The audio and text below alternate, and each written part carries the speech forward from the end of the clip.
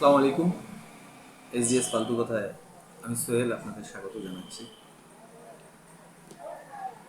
খুব আজব একটা কথা বা মাইকিং আমি শুনলাম, শোনার পরে কৌতূহলী হলাম।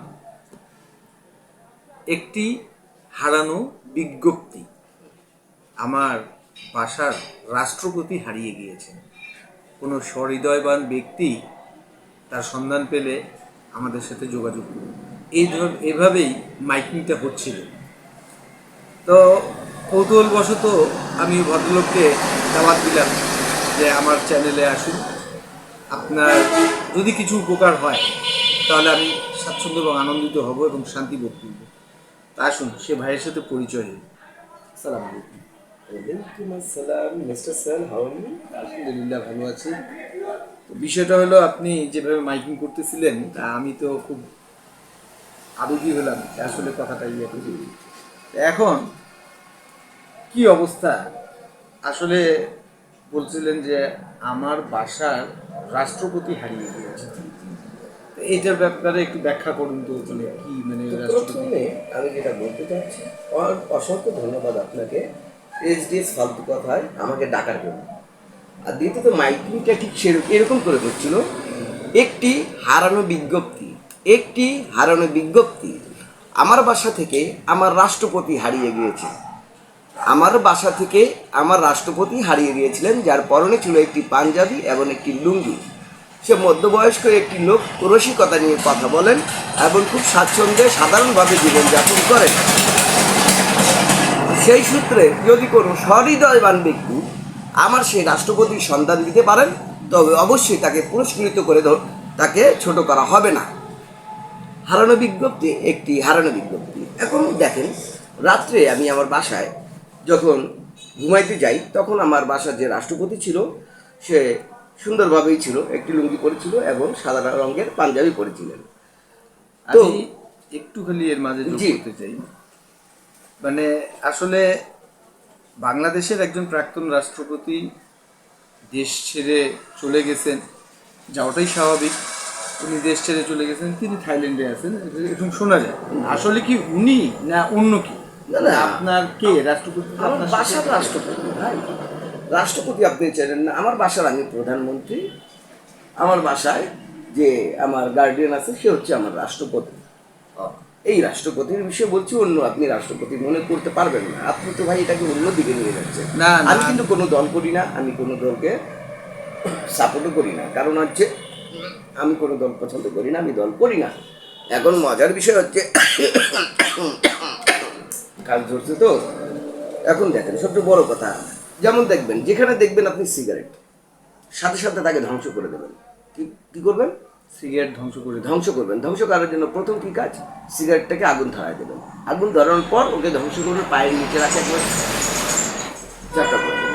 যে আপনি কি বলতে চাচ্ছেন যে আপনার রাষ্ট্রপতিকে যদি চলেই যায় থাকে তাকে ধ্বংস করে দেওয়ার কথা? না, এইটা তো ভাই আপনি তো অন্যদিকে নিয়ে গেলেন এই তাহলে জিনিসটা। এখানে প্রসঙ্গটা আমি আপনাকে নিয়ে আসছি যে আপনার রাষ্ট্রপতি আপনার আত্মীয় হয় বা আপনার বাসার গার্ডিয়ান, আপনার রাষ্ট্রপতি তিনি চলে গেছেন, তার পরনে লুঙ্গি ছিল। তো সেম এজ আমরা দেখছি যে বিমানবন্দরে আমাদের সাবেক রাষ্ট্রপতি যিনি ছিলেন তিনি এভাবেই লুঙ্গি পরিহিত অবস্থায় চলে গেছেন। তাই না? যাই হোক, কবে? কিছুদিন আগে এরকম ঘটনা ঘটেছিল। তো আমি সেই সুবাদেই মনে করছি যে হয়তোবা রাষ্ট্রপতি প্রাক্তন যিনি ছিলেন না, হয়তো আপনি জানতেন না বা চলে গেছেন বা যা এই জাতীয়, তা আপনার কোনো আত্মীয় বা কেউ হবেন, এই জন্য আমি মনে করছি, এই জন্য আপনাকে এখন দেখেন সবচেয়ে বড় কথা, আমার বাসায় আমি 4 স্তরের নিরাপত্তা কর্মীকে বসায় রাখছি। আমার বাসায় ছোট বাচ্চা আছে, বড় বাচ্চা আছে, আমার রাষ্ট্রপতি আছে, আমি স্বামী নিজে প্রধানমন্ত্রী বাসা, ঠিক আছে। আমার বাসার মিসেস হচ্ছে হোম মিনিস্টার শিলাজি খাইতে হবে কাজ ধরছে। তো যে 4 স্তরের যে নিরাপত্তা কর্মীরা, যখন আমার সে রাষ্ট্রপতি যখন বাসা থেকে বের হলো, তার মধ্যে যেটা প্রথম যে দায়িত্বে ছিল, তার দায়িত্ব অবহেলা। এটা হচ্ছে প্রথম কথা। যদি দায়িত্ব অবহেলা না করতো তবে আমার রাষ্ট্রপতি আমার বাসা থেকে যাইতে পারতো না। দ্বিতীয় স্তরে যে নিরাপত্তা কর্মী ছিল, তারাও এখানে দায়িত্বহীনতা, দায়িত্ব জ্ঞানহীন কাজ করছে কি করে না। তারপর তৃতীয় স্তর যেটা ছিল, সেখান থেকেও ধরেন আপনি সেও কিন্তু দায়িত্ব জ্ঞানহীন কাজ করছে, সেও কিন্তু পার করে দিছে। তো এখন ঘটনা হচ্ছে 4 স্তরের মধ্যে 3 স্তর অলরেডি পার করে দিছে। তো এরা কারা যাদেরকে আমি আমার ধরেন বাসাটাকে শাসন করার জন্য তাদেরকে আপনি না না চাকরিচ্যুত করে দেন। কথা শেষ করতে দেন ভাই, আপনি আমার কথাটা শেষ করতে দেন ভাই। আপনি যদি আমার কথা শেষ না করতে দেন তাহলে তো আচ্ছা হবে। এখন হচ্ছে এই যাদেরকে আমি আমার কাজে নিয়োজিত রাখছি, তাদের তো উচিত ছিল তারা পাহারা দেওয়া। একজন লোক বাসা থেকে বের হয়ে চলে যাচ্ছে, মান অভিমান হবে যেভাবে হোক না কেন, হয়তো বা আমার সাথে তার বলি বলা হচ্ছে না, অথবা হচ্ছে আমার বাসা নিলাম হয়ে গেছে, আমার বাসা আমি বিক্রি করে দিচ্ছি, অন্য কেউ না অন্য কেউ নিয়ে নিতেই পারে ভাই। জীবনে আপনার হচ্ছে ভালো সময় খারাপ সময় দুই সময় আসে, সবসময় কিন্তু একই রকম সময় থাকবে না। তো এখন যখন আমার বাসা থেকে যখন সেই প্রথম যে নিরাপত্তা কর্মী যারা ছিল তাদেরকে আমি লালন পালন করতেছি, টাকা পয়সা দিয়ে লালন পালন করতেছি, তারা কি কাজ করলো? আচ্ছা তারা বাদ দেন, নাইলে তারা ইগনোর করলো, তারা দেখতে পারেনি। দ্বিতীয় স্তরটা কি করলো ভাই? তাদেরকে ইগনোর করেন। তৃতীয় স্তর কি করলো? তো হলো এখন আমি সকালবেলা যখন এটা যাই দেখতেছি আমার বাসায় আমার রাষ্ট্রপতি নাই। এটা দিয়ে তো মহাহট্টগোল বাজে গেল বাসার মধ্যে।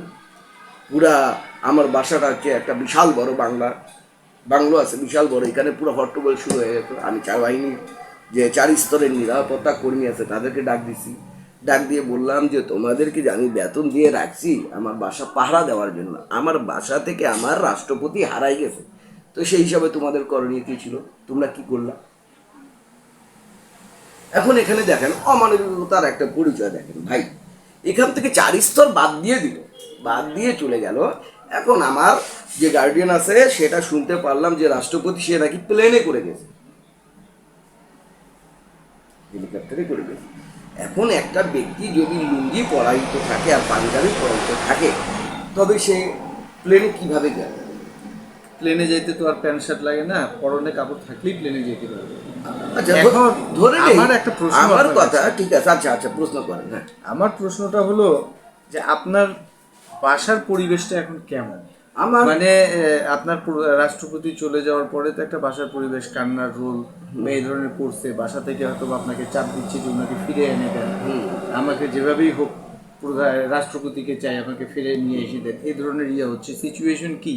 আপনার নিরাপত্তা কর্মীকে তো যা শাস্তি দেওয়ার আপনি দিয়েছেন।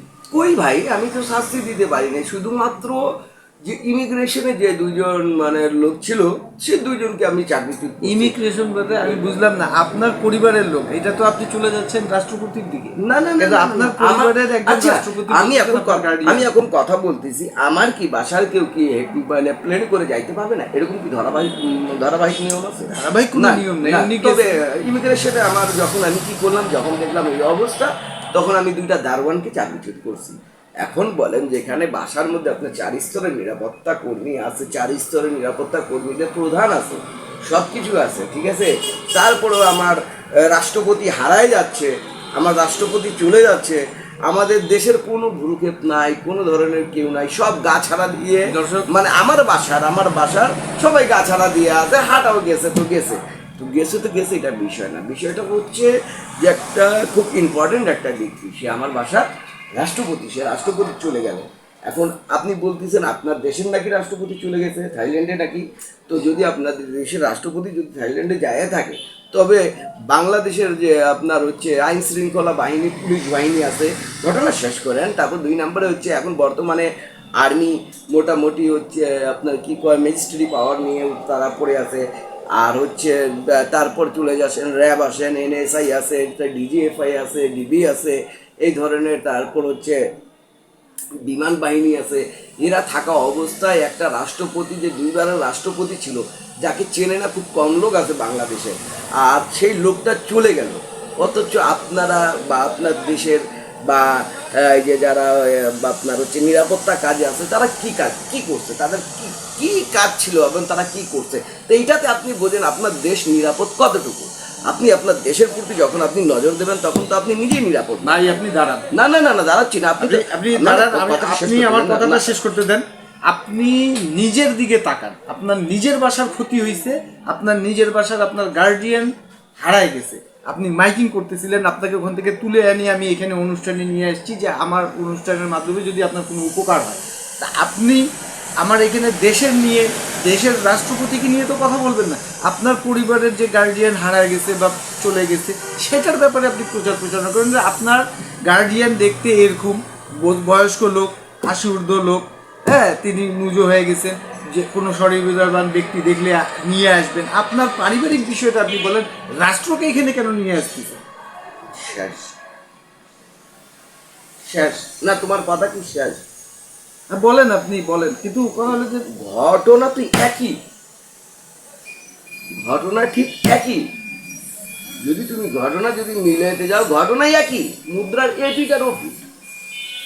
আমার বাসার রাষ্ট্রপতি, আমার বাসার রাষ্ট্রপতি মানে কি? আমি কোন দেশে বাস করি?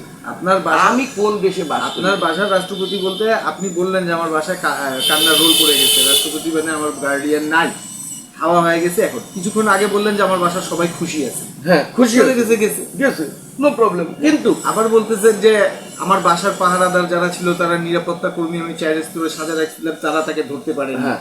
হ্যাঁ, বা তাকে চোখে চোখে নজরে রাখতে পারেনি, এটা আমার নিরাপত্তা কর্মীদের ভুল। তো অবশ্যই মন্ত্রী হিসাবে বা আপনার বাসার প্রধান হিসাবে, আপনার বাসার প্রধান হিসাবে আপনারও তো দায়িত্ব ছিল। আরে ভাই, আমি রাত্রে ঘুমের ওষুধ খাই, ঘুমাই।